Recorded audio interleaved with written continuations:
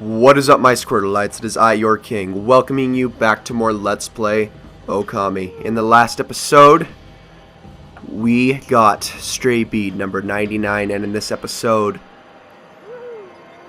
we are heading into the Arc of Yamato. We are going to be boarding this thing. Now, you're probably wondering, why the heck is there a rainbow bridge leading up to this thing? Well, in old Japanese mythology and stuff like that, rainbows are considered symbolisms of evil and hatred. I know. Just remember, culture shock. Don't get too freaked out, you know. Wait, Ami. You know what'll happen if you cross this rainbow bridge and board the Arc of Yamato, don't you? I mean, that boat is bad news. The people of Kamui all know that. It's the most hated and feared thing in all the land. Even legends have nothing good to say about it or Lauchi Lake. And you know there's no turning back once you board that thing. You look like you want to say something. Resolve? You mean you've got the resolve to pass the point of no return? Of course. I see. Well, I guess this is it then. Ami, don't go dying like you did 100 years ago.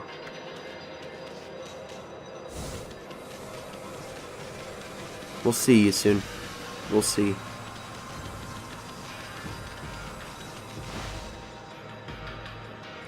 Wait a sec, Ami. Well, we've been through a lot together. How long's it been since we first met? It all started in the valley of Sakuya's chest. Then we laid the smackdown on Orochi. Then that fox wench. We even went inside an emperor's body and traveled to the bottom of the sea. Then, before I knew it, I found myself back in my own land. And now it all ends with the appearance of the legendary Arc. But for you, it's just the start of an even greater adventure. Sorry, Ami. I'm afraid this is where we say goodbye. As I told you from the beginning, I joined you so that I could steal those 13 brush techniques of yours. We found them all during our travels, and now each and every one has been etched into my mind. It's not like I've mastered them yet, but I plan on having loads of fun with my newfound skills. It's a bit sad to see you go, but you gotta do what you gotta do. Take care of yourself, pal. No, Ami, no. Look, you're a god, I'm a sprite. We live in completely different worlds. The road ahead may be a tough one, but it's one you're just gonna have to walk alone. I know. It's just, I got things I need to do too, you know? Now, let's wrap this up. I can't stand long goodbyes. Farewell, my furry friend.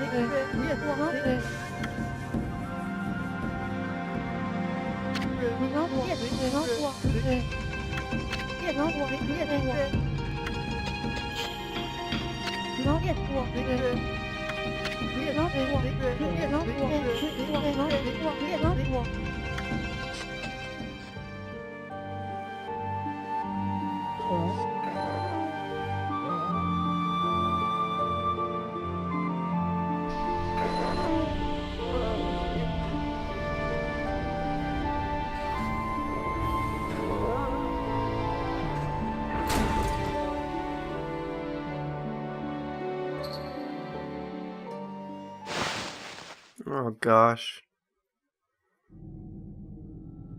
All that time and it's just over. He's gone. Well, welcome to the Ark of Yamato, everybody.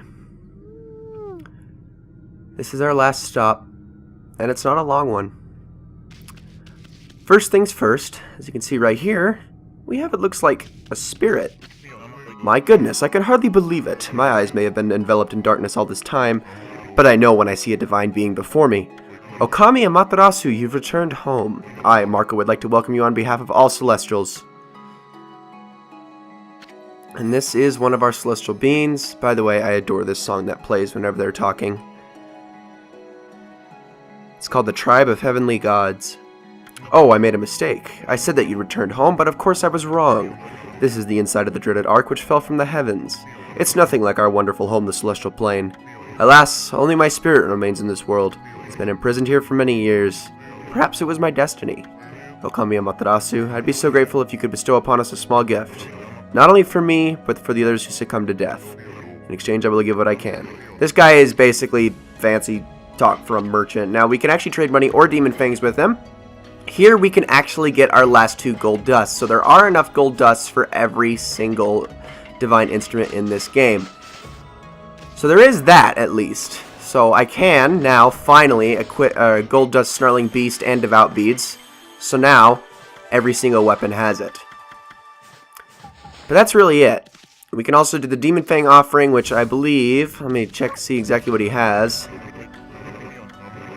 I believe he just has, like, Traveler's... Wow, I did not mean to hit no. Yes, please. Alright, and Demon Fangs he has...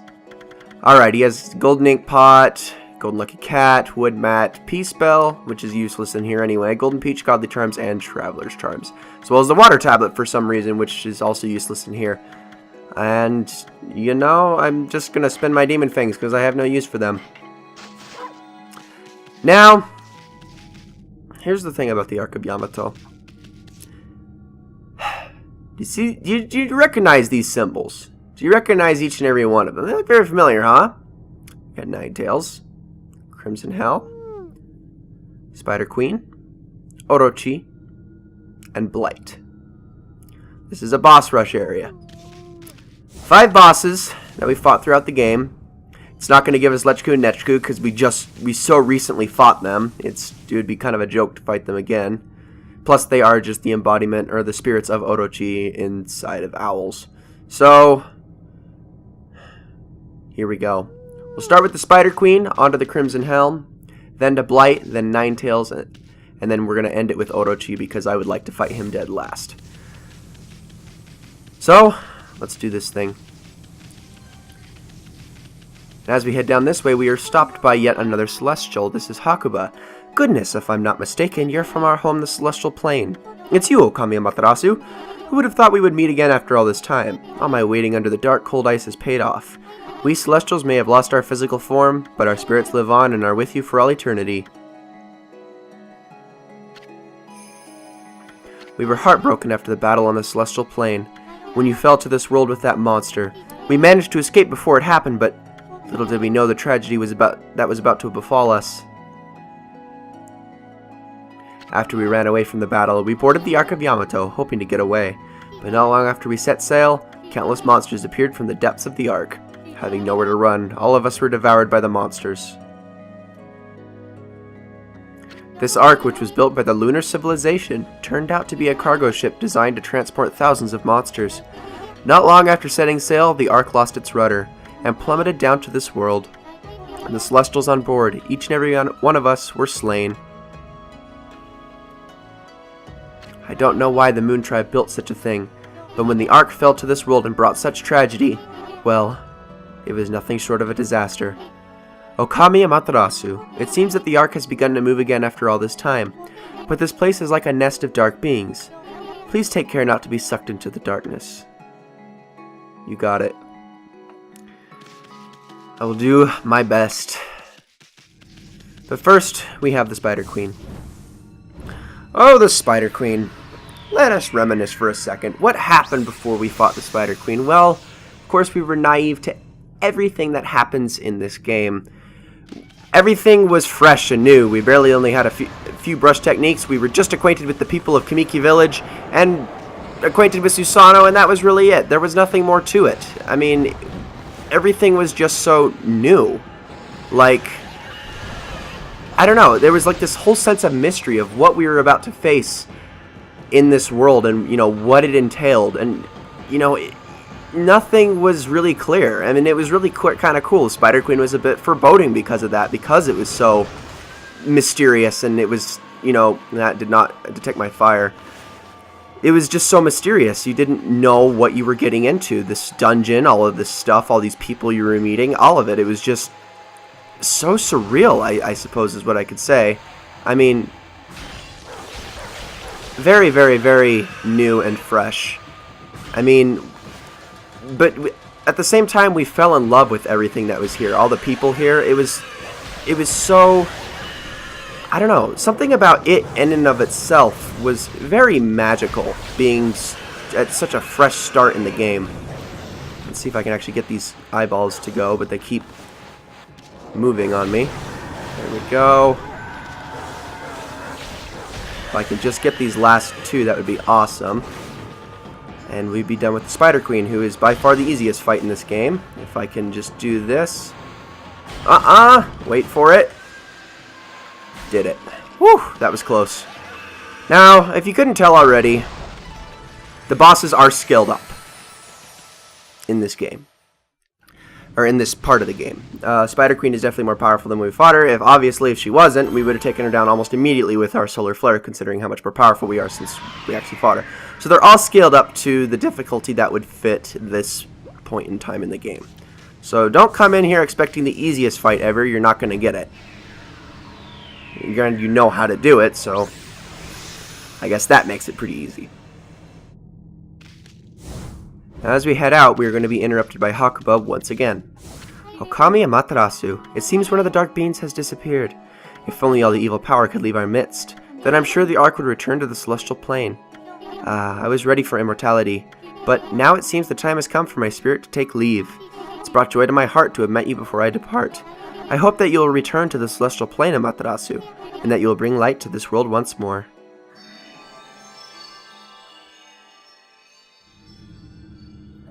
On to the Crimson Helm. Now, what about when we fought the Crimson Helm?